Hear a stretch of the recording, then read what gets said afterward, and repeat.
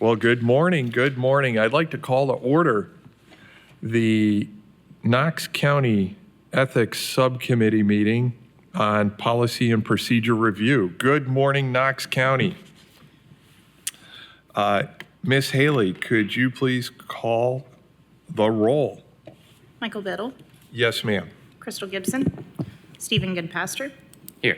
Carletta Smelser, Marcus Hilliard, Here. Marcus Kennedy, Here. Greg Stinnett. Thank you, Ms. Haley. We do have 3 voting members here this morning, and that constitutes a meeting. Thank you so much for being here, everybody.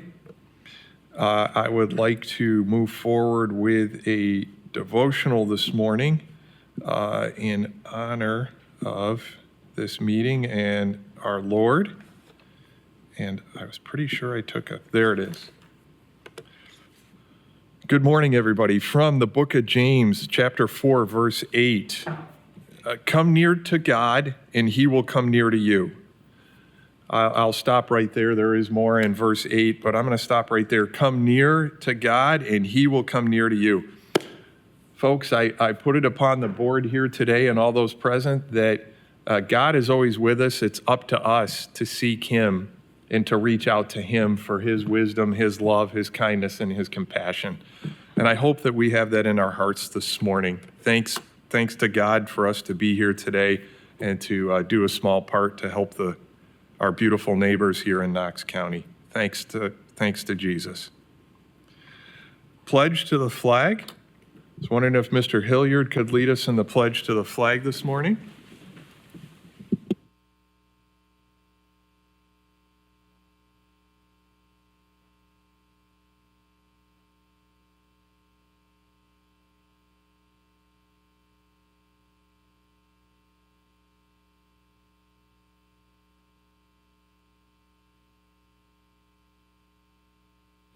Thank you all. Thank you, Mr. Hilliard. Prior to going into the meeting, I'd like to welcome back Mr. Sanders. It's a pleasure having you back. We really didn't get much done with you gone.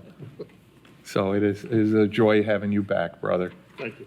Thank you. And to the rest of you all, thank you. Miss Haley, you always do a great job. And Miss Rhonda does a lot. These are some troublemakers here on this board, and Miss Rhonda keeps us all in order. And Mr. Kennedy, thank you for your consistency and on this this newfangled computer thing going on here. All right, in front of you, you have the minutes from the January 28th meeting.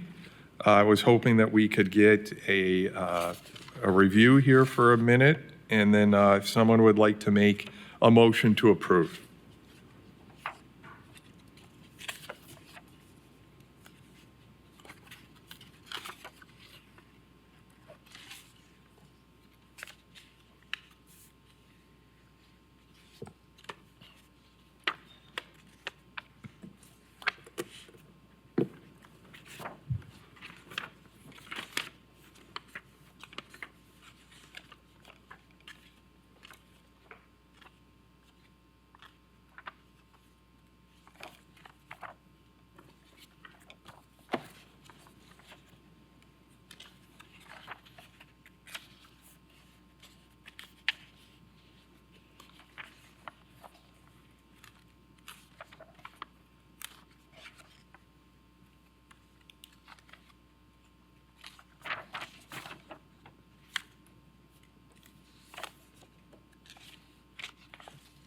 Chairman, I'll make a motion to approve the minutes, please.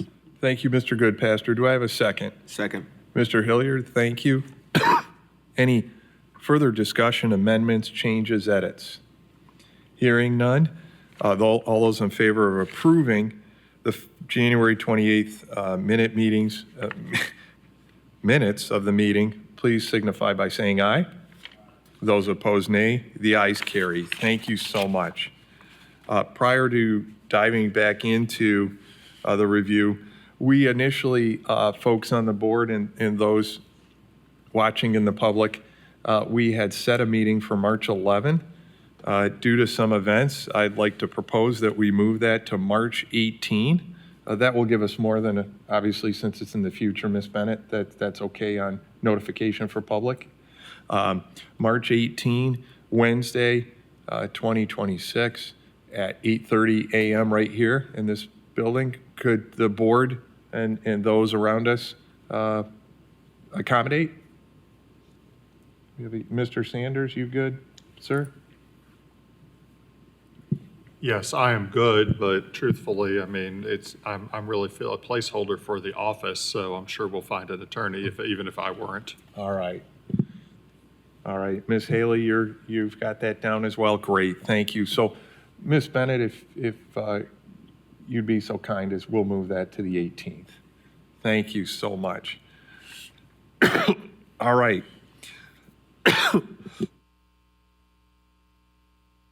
Sorry, I get so excited. We are continuing on the Knox County Code of Ethics. We had a question at our main meeting, was it a week ago? A week or 2 weeks ago?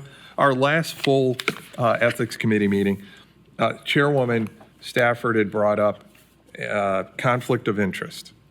Mr. Sanders, just to let you know, she was referencing folks that live in the house but aren't directly related, or romantic involvement with an elected official or an employee. Was that a good, Mr. Hilliard, was that a good description? Anything further to add to update Mr. Sanders? Okay. And that was in the timing of, and then the congruency within, under nepotism, and then also just general notification, which made me also think about the conflict of interest disclosure form, which we have at the end of the ethics policy. So I think further discussion there, I think each member has in front of them. Miss Rhonda, where did this, we have some verbiage in front of us, or Mr. Sanders, actually, we have some verbiage in front of us regarding this. Where's this from, sir? Right, this is actually from the Knox County Charter, I believe, and the charter, for those kind of unfamiliar with how the county is structured, the county has a charter, which is its fundamental organizing document, the same way the Constitution is the fundamental organizing document of the United States government. And so the charter rules over everything else in Knox County. And the charter defines rules regarding basically what you're talking about. It says under section 9.08F, no elected or appointed official or employee of Knox County shall advocate, recommend, etc.,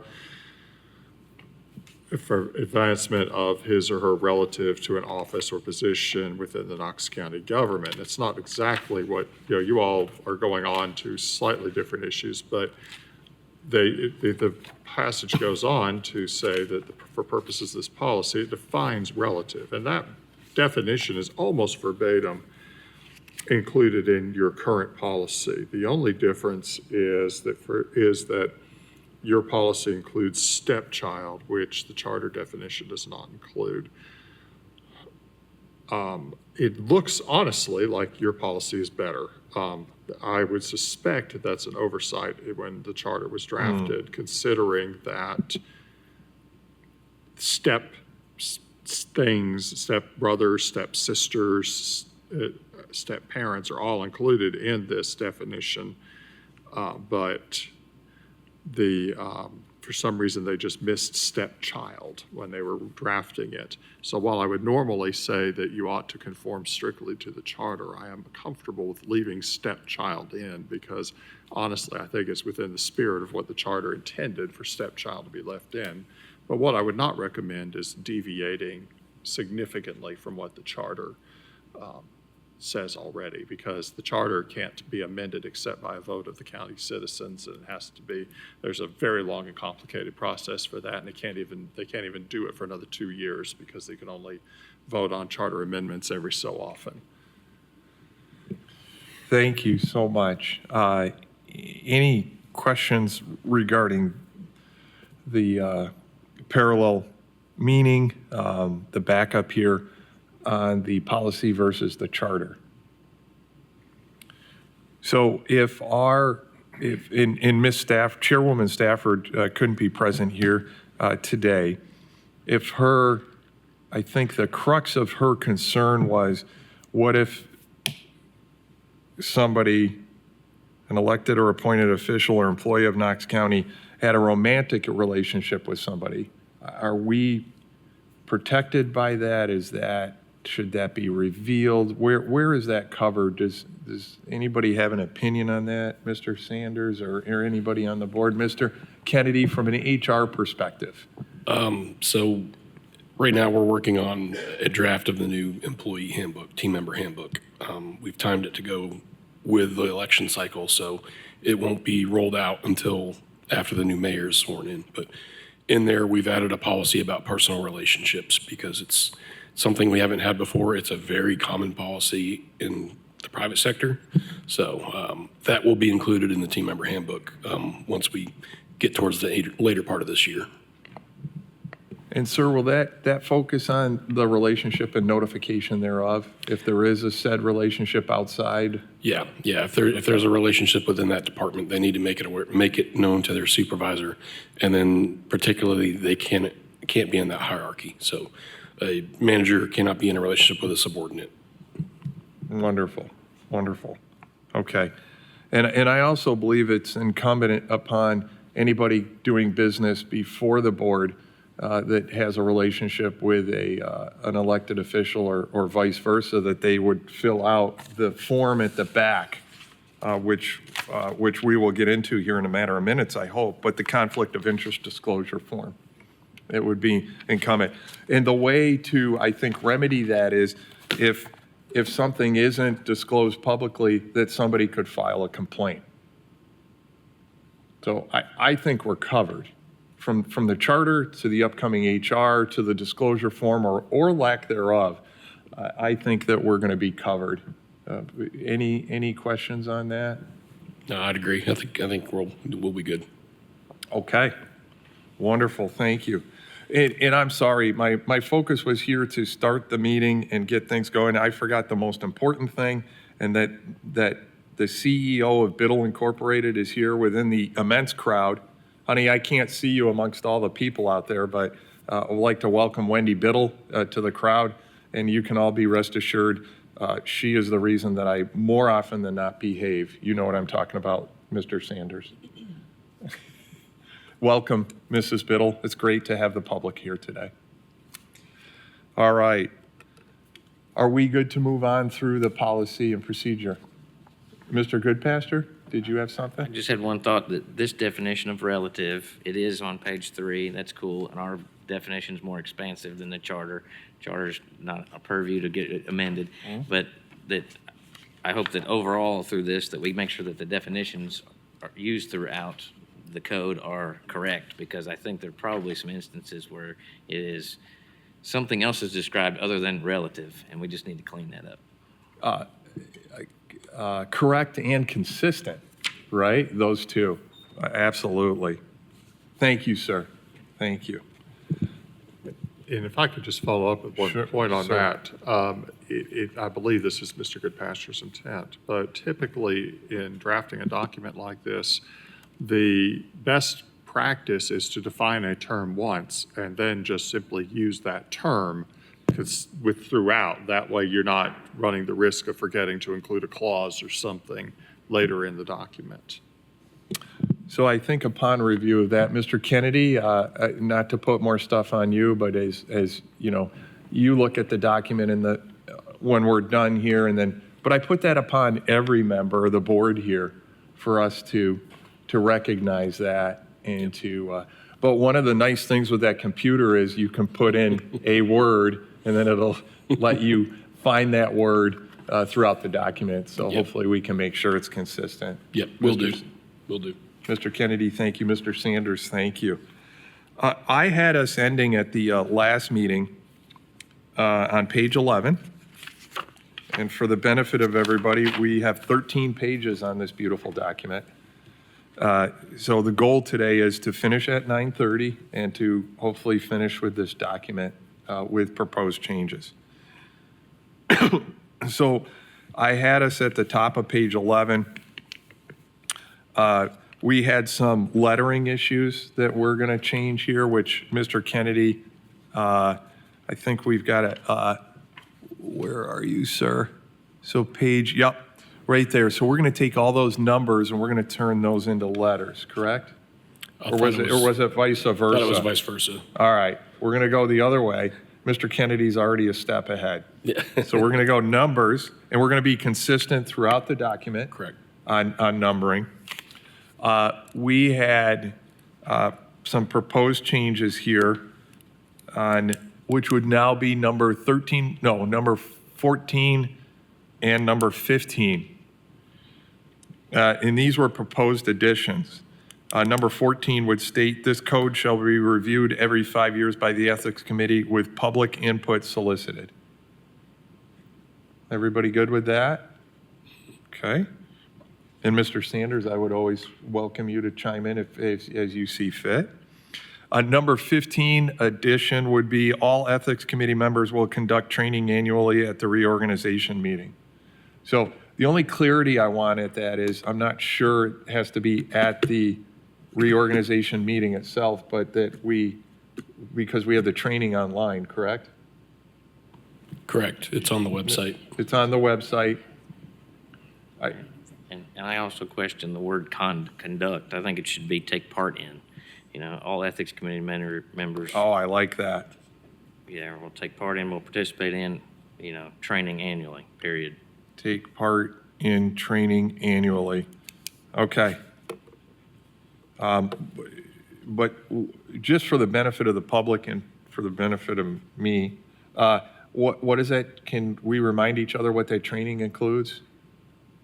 Well, there's a big question. It's this video that you Yeah. watched, right? Yeah. There used to be like a static image of a PowerPoint that has gone away. That was the old version. Yeah. Yeah, Now it's it's an actual video. It covers all the main key points of the ethics policy in general. So And then we're supposed to certify that we've reviewed that. Correct. But the actual form for that and the linear process of it is a little unclear because there was a member asking about it last meeting. Right.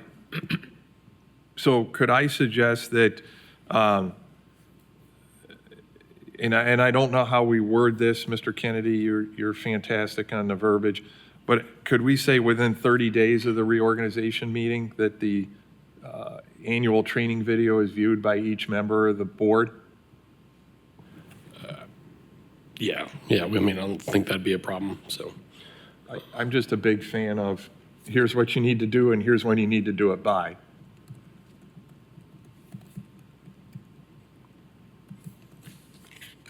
Okay.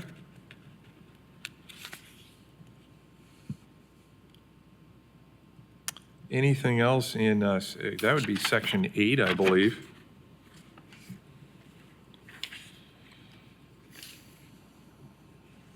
Okay.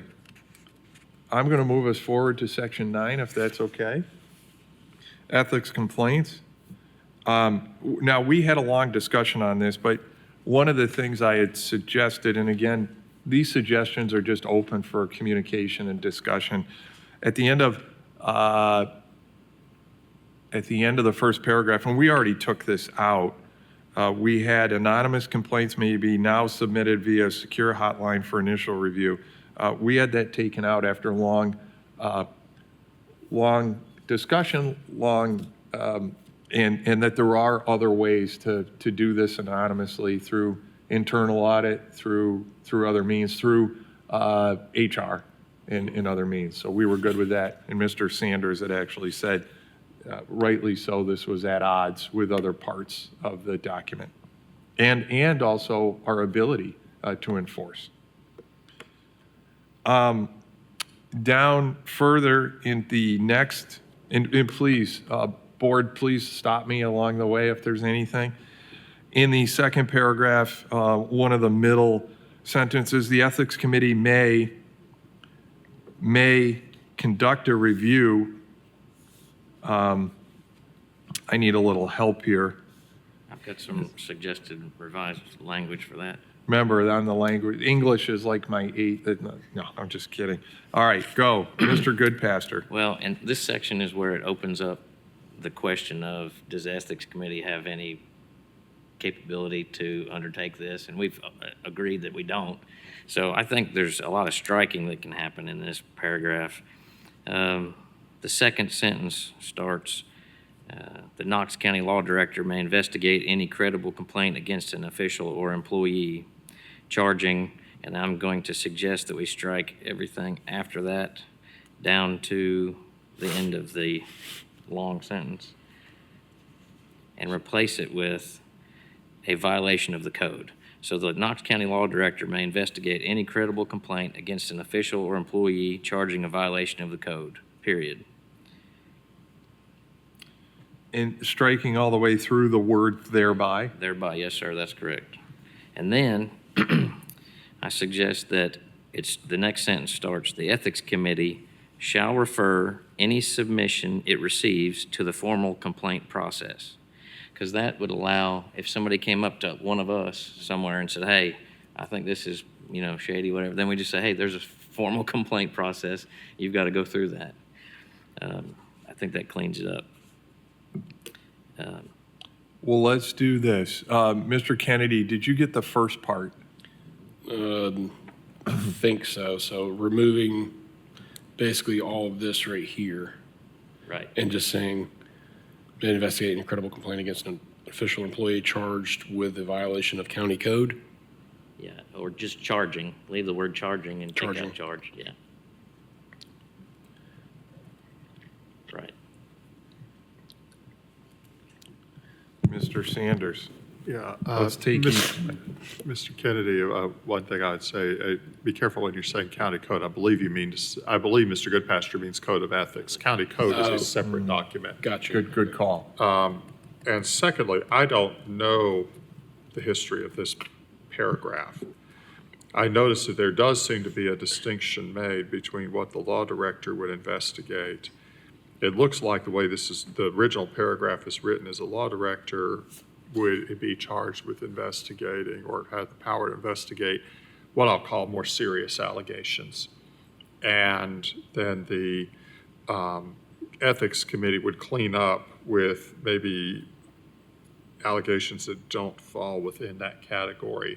And investigation can mean a lot of things. I agree that we've had discussions that this body does not have the ability to do an investigation such as the law director would do or the Attorney General's office would do, Office of Comptroller, internal audit, bodies like that have investigative ability. But it may be that, an investigation would be calling a meeting and asking someone to come explain themselves. I don't know. I don't know the purpose of why this was written that way, but it appears that there is a distinction drawn in the language between the role of the law director and the role of the ethics committee. And so I would just draw that to your attention. I don't know why it's there. I'm noting that it is there. And all your points are spot on, Mr. Sanders. So this, which our next step will be getting into the procedures, this mirrors the procedures part, which outlines that the law department is the one that receives the complaint initially, that the law department will notify the chair that a complaint has been filed, but no other action will be taken until the law department investigates and deems that the complaint is a valid complaint and has merit to it. So just have that in our mind as we parallel these sentences here, which I think this does parallel that. As it's written, what's here? No, Oh, with I'm what you're suggesting. proposing. Yeah, I'm trying to narrow this down. I love because it. We've got X amount of scope, and when you put the word investigate out there, the public thinks that that's like an investigation, so then you got like equal power. Well, here's the law department, here's the ethics committee. No, that's not how it works. It's the law department that that's where it starts. investigates. Yes, sir. And I like the first part of the sentence as it's worded, the Knox County Law Director may investigate any credible complaint. So they're going to determine if it's credible or not, and then take it from there. So it checks all the boxes and it does parallel the code of ethics. That's the basis that the law department will use, that and other documents, the charter, the other legal means to determine if it's valid. Okay, so I think we're good on that first change. Mr. Hilliard, Mr. Goodpaster, Mr. Kennedy? Is that verbiage correct? Employee charging with a violation of the code of ethics? I'm gonna look to David on that one. Is there a tense issue? I'm just thinking grammar. Is that the appropriate word? Charging? No, I don't. Any credible complaint against an official employee charged. I would say charged with a violation of the code of ethics. Okay? Okay. And are you okay making that red? Just so we remember, and the public notices a change? A lot of them are already in the document and stuff that we've changed, so with the version history, you'll see things as they go, but. Wonderful. All right, Mr. Goodpaster, you had a second suggestion. Are we okay to dive into that? Yes, sir, thank you. So starting with the sentence, the Ethics Committee may, that's what it says currently. I'm suggesting it says to be revised to say the Ethics Committee shall refer any submission it receives to the formal complaint process. And the word submission could be inquiry or something else as well. But that would be where the public comes to us and doesn't maybe know about the sworn complaint process. So we just direct them to the sworn complaint process. So right now, as the current policy stands, because remember, we haven't made any official changes here to any of this.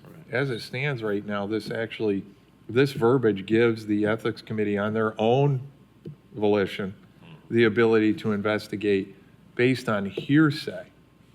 Non-hearsay. What's that? A non-hearsay. Non-hearsay, thank you. But either way, it gives us the investigative power, which we've agreed we do not have. Right. So, okay. Mr. Kennedy, were you able to get the verbiage from Mr. Goodpaster? Yes, sir. I've got that in there. I'll remove. So at the completion of that sentence, it would say, the Ethics Committee shall refer any submission it receives to the formal complaint process, period. And then I suggest striking may, from the word may all the way to the end of that sentence.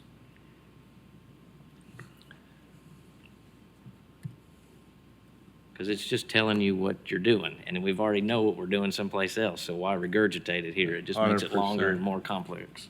100%. And then leave the last sentence, if a member of the committee is involved in the facts of the complaint. I don't suggest any changes there. Do we also add parenthesis, refer to ethics complaint procedures? I actually I drew a little square here and said link, that would be Right. great to take you to the sworn complaint right out of this part of the document. So why don't we do both of those? Mr. Kennedy, are you okay with that, sir? We could add, refer to Knox County ethics procedures, and then do a link right to it. Sure. Where do you want me to add that? Mr. Goodpaster, right at the end of that Sorry. Yeah, it could be at sentence the you end of those just two formed? paragraphs. I would Section 9. parenthesis at the end of what you just wrote. Right up here? Or you could just make it a normal sentence. In the case of filing a complaint, refer to Knox County ethics procedures, and then put a link. And the Gotcha. sworn complaint. Sir? Actually, in the sworn complaint document, Right. right? Do you want to add those words too, or? I think that's kind of So, okay, Yeah. if it is, it's good.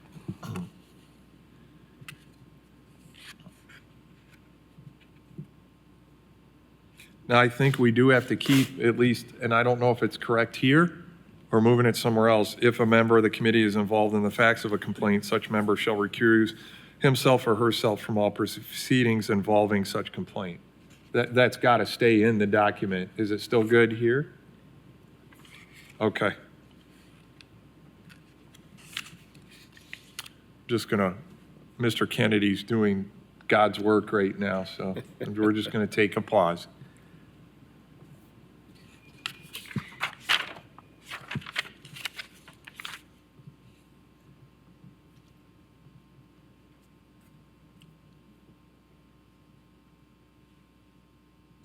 And for the record, one of the commissioners has no clue what's behind that. We're wondering what's behind this rolling wall here. Anything we should be worried about?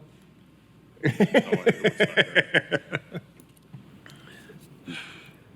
right, is that good right there? Excuse me.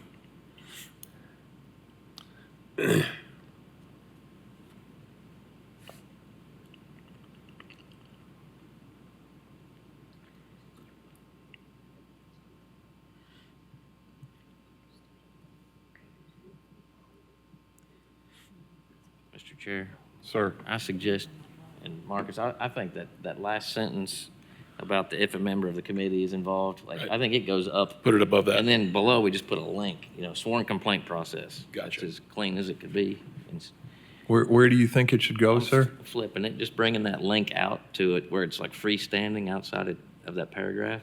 I just think it's easier to, Oh, to see. yes. Yeah. Oh, look at you. I love it. All right. Yeah. All right, I'm going to continue forward on Section 9, ethics complaints. Are there any more suggested changes or anything on page 11? Yes, sir. Sir? Well, letter A, it says, did the respondent or the respondent's spouse or child living in the same household? To me, that's like a definition of relative, right? And Marcus says yes, too. So did the respondent or the respondent's relative have a financial interest? That cleans that up. Oh, I like that. Consistency. Mr. Sanders is smiling tremendously right now. See? I love it. All right.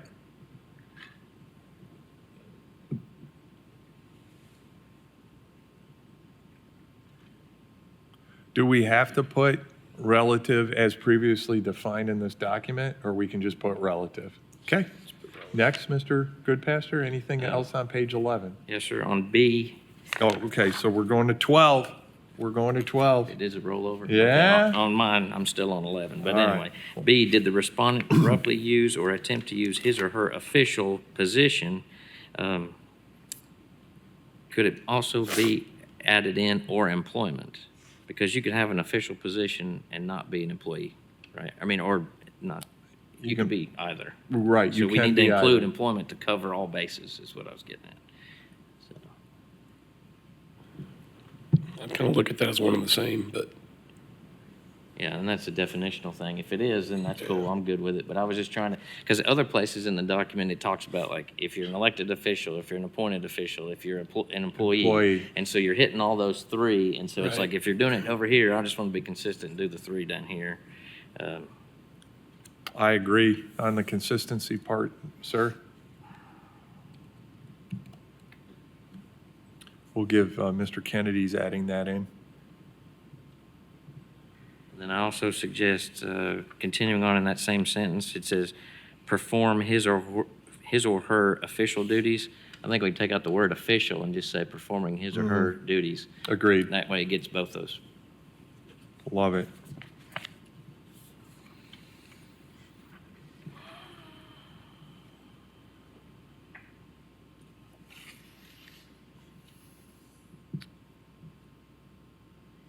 Continuing, any other suggestions? I do. On D, Sir. did the respondent on behalf of him or herself or any member of his or her household, I think household can be changed to relative, as we're doing.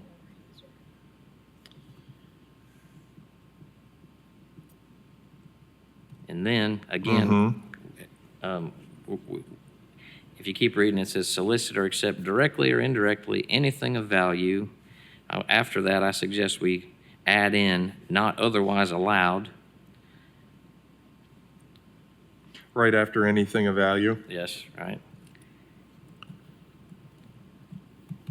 And then after that, strike including a gift all the way down to the end where it says employment.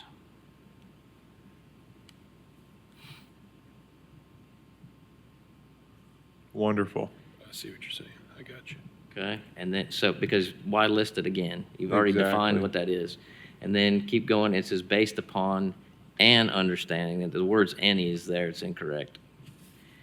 It should just be an, based on an understanding of a, or that a vote instead of the. I think it's too specific to say the.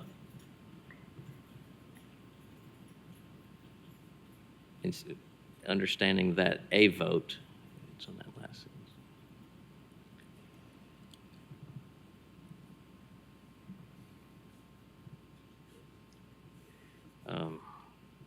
And then it doesn't, I don't think the sentence makes sense.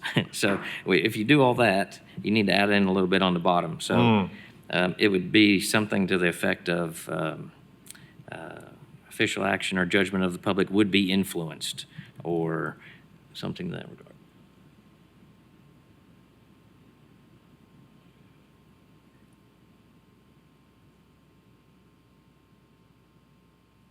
Yeah.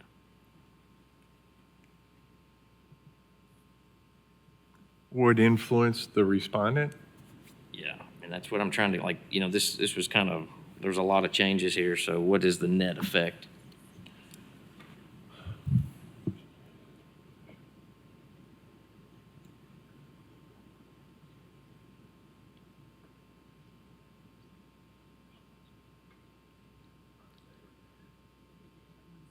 And? Gotcha.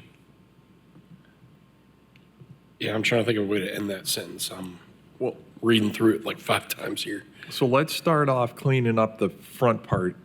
Did the respondent on behalf of him, herself, or any member of his, her relative, let's clean that up, or any relative.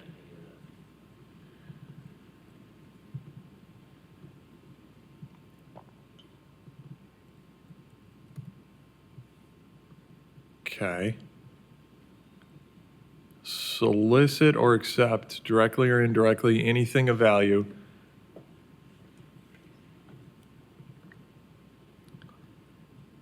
not otherwise allowed, based upon an understanding that a vote, official action, or judgment of the public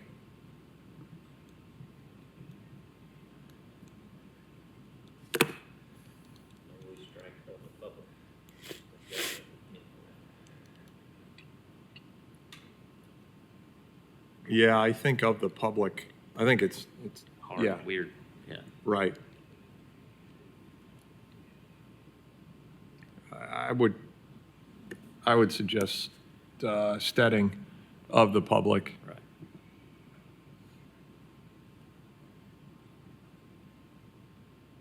It's still funky though. Yeah.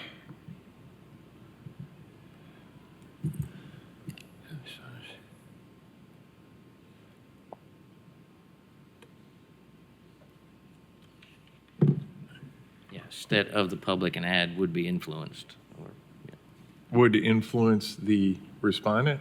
right. I mean, that's what you're doing. You're saying they did something to get you to vote a certain way or make a decision a certain way. So I would delete of the public and I would add of the respondent. Right? Because doesn't it have to go back to? Well, let's talk about the appearance of something too, so, the public's perception on that.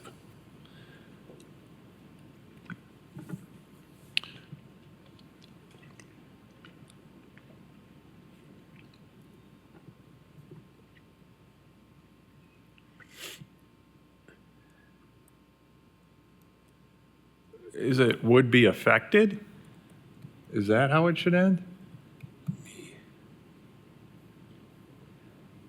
Yeah, you're saying the same thing as influenced. It's be affected, influenced.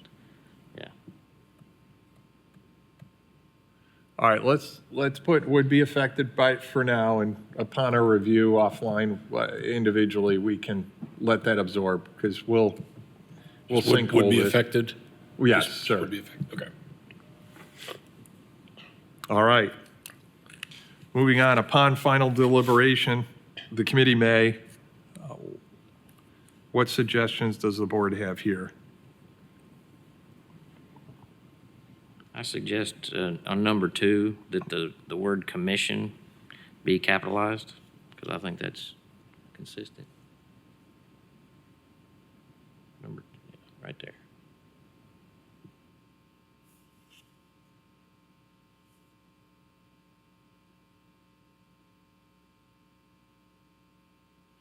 Well, is the county legislative body and the commission the same thing? Yes. So should we just refer it to the commission? Okay. And in fact, should we just be more focused in Knox County Commission? All capital? Just say, refer the matter to county legislative body for such action as deemed appropriate. And just remove as the commission, since that is the county legislative body. Yeah. Yes, sir. Refer the matter to the Knox County Commission for such action as they deem appropriate or, That seems to be implied. Yeah. You just refer it to them. yeah, And let we them do just, what they're going to do. yeah, we just refer to them in period. Okay.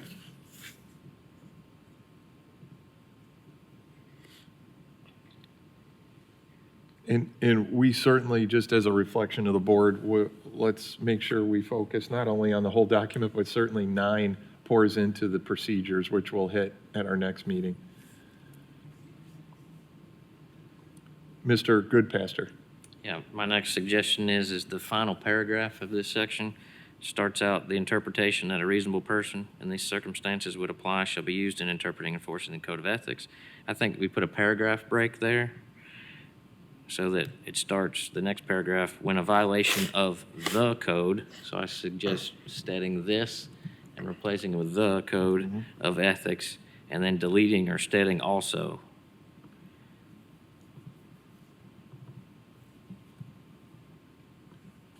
A violation of the code of ethics constitutes a violation of, yes.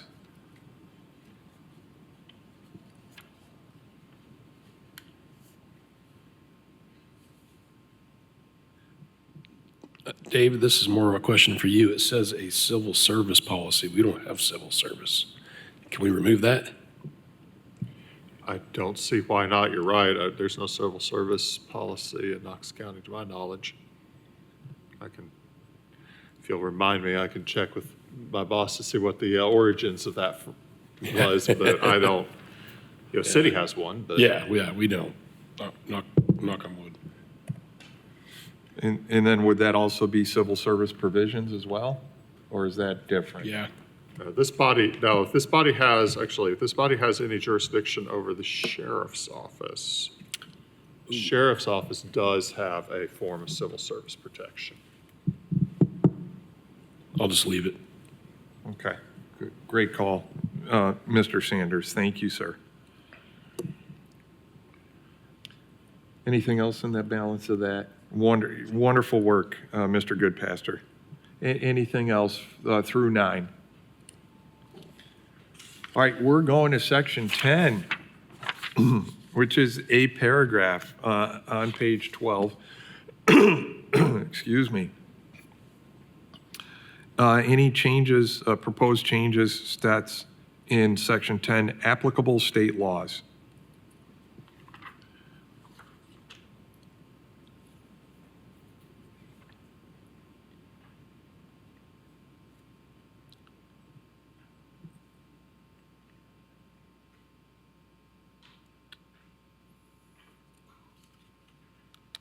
Hearing none, we'll move on and forward to the conflict of interest disclosure form.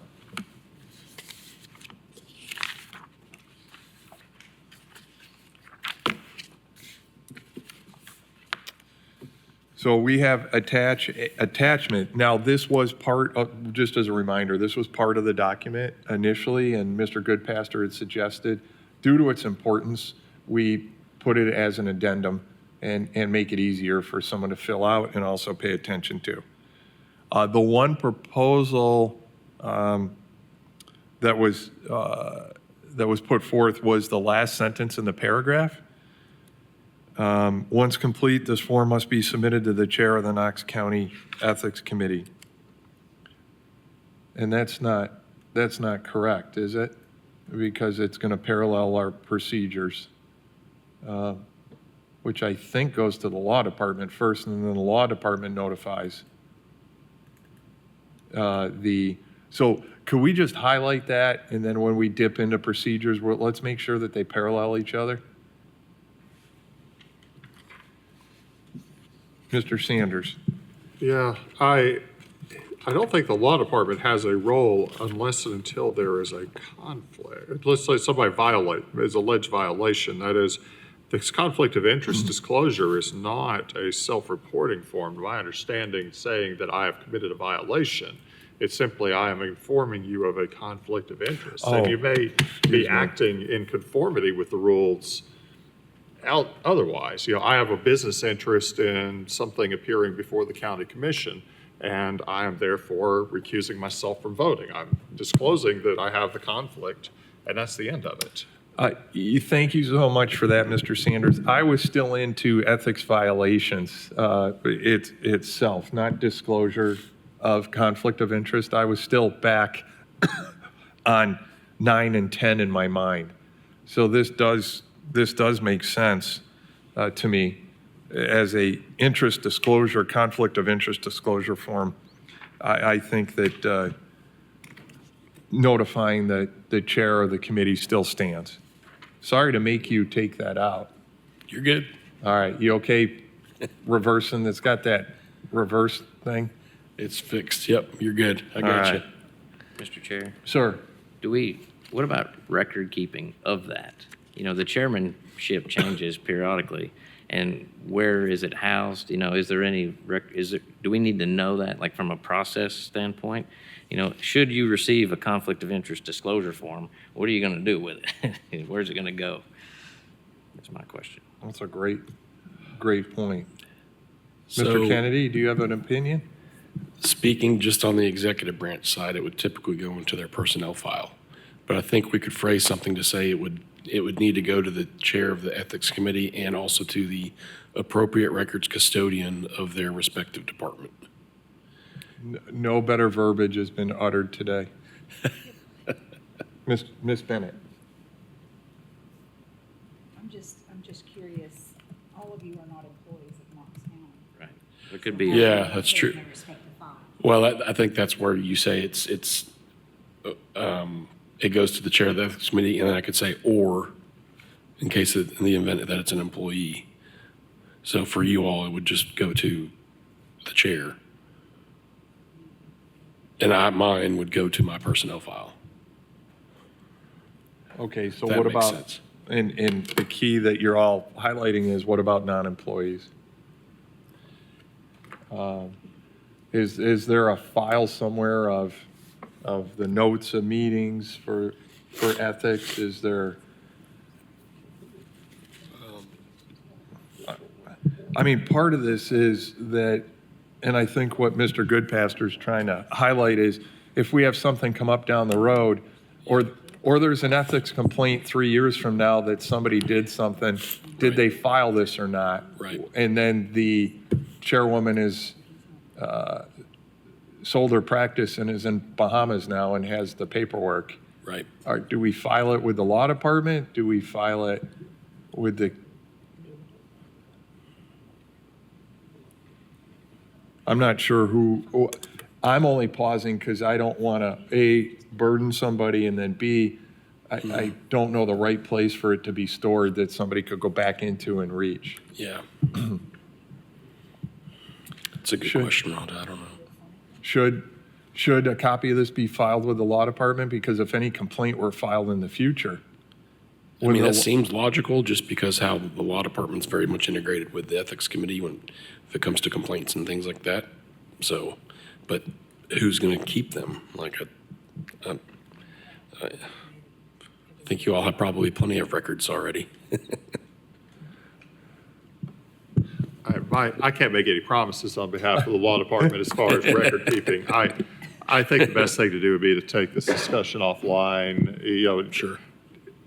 not violating open meetings, but just simply why don't you all think about this and come up with some suggestions next time you talk about it. I will ask the powers that be if that's a reasonable thing to do for the law department to keep some sort of collection of this thing, but I hate to get us involved in administrative tasks that really don't belong to us. Correct. Right. Totally agree, Mr. Sanders. The goal here would be if somebody filed a disclosure form and then 3 years, 4 years later, somebody files a complaint, an ethics complaint, and one of those complaints is that a disclosure form wasn't filed. My goal is that the law department and all of us have the background and the form hiding somewhere. Mr. Goodpaster. I think this, we've been collaborating with the shared drive, right? And so to me, it's like there needs to be a creation of a chairman's file or, like ethics committee. I mean, I'm sure Rhonda has something to that effect, but if there was just a file folder, a digital file folder that's like, the repository, the chairman's, or just the ethics. Mr. Sanders? So, and I apologize, I hit some button on my screen. When I did this, I hope that things are doing okay. Ms. Bennett pointed out to me that I don't know how many of these will come in. If they're 200 a week, there's going to be a problem. If they're 20 in the course of a year, one thing that could happen is the chair of the committee, of the full ethics committee, at the beginning of the meeting could simply read into the record, I have received the following disclosures, and then made those part of the record of the ethics committee, which you could attach them as attachments to the minutes, which would then be stored by the clerk's office. Record. Come here. That's a good point. Don't leave me hanging. All right, thank you. That's Ms. Bennett. She Thank you, Ms. has, Bennett. she came up with that. That's a good point. All right. So could we add that into that, disclosure form would be read into the next ethics committee meeting minutes? Is that fair, Mr. Singh? I think some form of that is fair, and that's obviously what I just suggested. I would caution that perhaps not everything needs to be read in. And there's going to be some tension in terms of public records, in terms of confidentiality. That is, if somebody is a silent partner in a corporation and they don't want they need to disclose it to the ethics committee, they may not want something to be made public about their business ownership. That's a thorny issue that I don't have an answer for you right now. And so we'll need to consider how those matters interface. But I would think that there could at least be once it's disclosed to the ethics committee, the person could simply say, I've received this conflict of interest disclosure form from Mr. Sanders of the law department, and I am attaching it to the record. Something like that. Yeah. Now, of course, now whether that's a public record probably is, honestly, if somebody wanted to go to the effort of finding it and digging it out. Wonderful. I've got a note on there so we can continue talking about that later on. So we can just think about it. I'll try to come up with some language to put in there for the next draft. So.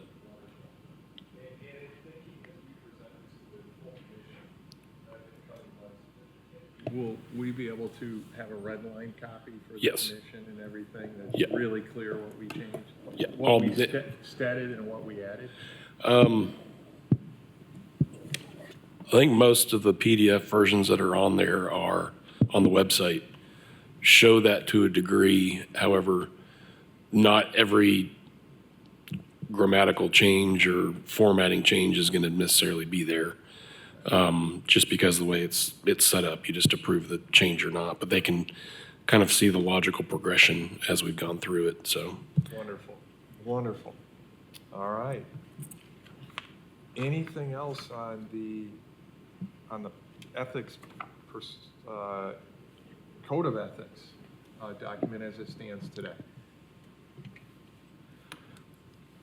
Chairman, there was a couple things back a few pages under section 4.7, 4.8. There were a couple things that I had missed, and I just wanted to make sure you guys saw that. Wonderful. 4.7, to the extent that the use is lawfully available. I believe that's what we talked about last time. I neglected to put that in there, and thankfully Ms. Kim Ellis called and let me know. I was like, yep, let me fix that. Wonderful. And Perfect. then instead of process, calling it acknowledgement, I think Mr. Goodpasture said that, and I forgot to add that, so. Thank you. That's fantastic. And then county within, okay. I was, great, thank you. I believe that's it.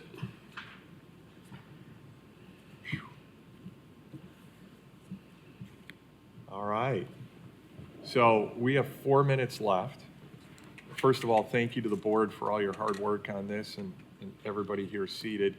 Secondly, just to put forward Mr. Goodpasture, who has an amazing ability to A, listen well to others. Internal audit came with a flow chart. That's where this came from, right? There's a flow chart that's been submitted into the record. It's part of the agenda. Just for the benefit of the public and the benefit of the board, I'd like you to look at this so we can lead our next meeting off on March 18 with this. Is that fair, Mr. Goodpasture? Sure. I want to give it the time it's due and not in the next 3 minutes, sir. All right? Is there anything else for the good of the order? Are there any comments, questions, public forum, Ms. Bennett, that you're aware of? All right, Mrs. Biddle, do you have any comments or suggestions? All right, thank you so much for being here again. I have to butter her up because she's driving.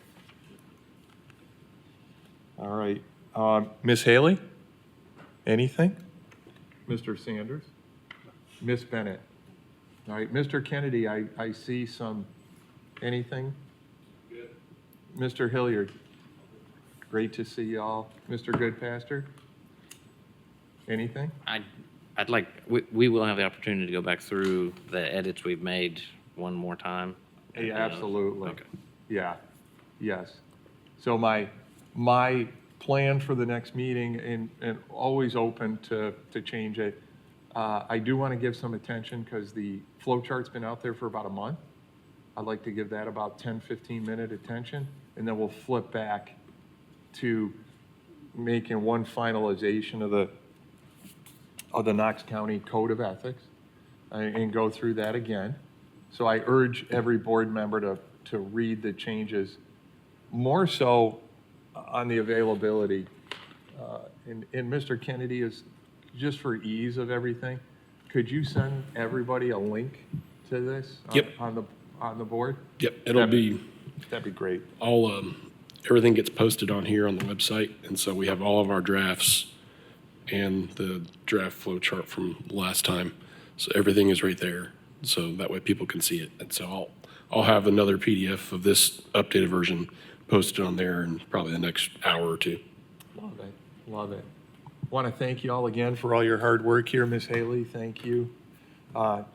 And anything else? All right, is there a motion to adjourn? So moved. Second?